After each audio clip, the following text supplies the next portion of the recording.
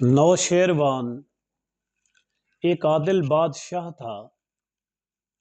اس کے جتنے بھی وزراء تھے، مشیر تھے، دوست تھے، اس کے بیٹے ہرمز نے ان تمام کو قید کر دیا۔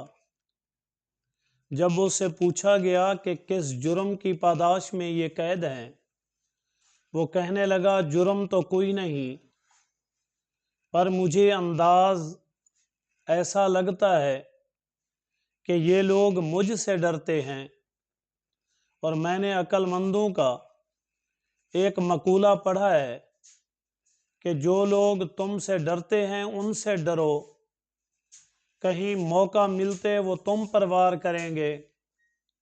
جیسے سانپ اس وقت لڑتا ہے جب اسے اپنی جان کا خطرہ ہوتا ہے۔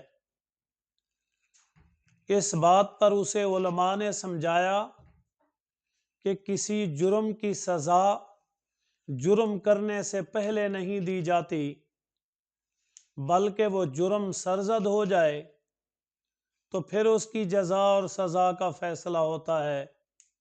کب سے تم نے عقل مندوں کی اس بات کو اپنے باپ کے وزراء کے ساتھ آزمانا شروع کر دیا؟ اس لیے ہم اور آپ بھی انتقام کی آگ میں کبھی اتنا آگے بڑھ جاتے ہیں کہ جن پر شک گزرے ہم زیادتی پہلے کر دیتے ہیں، جو کہ شرعاً بھی، اخلاقاً بھی، قانوناً بھی ناقابل معافی جرم ہے۔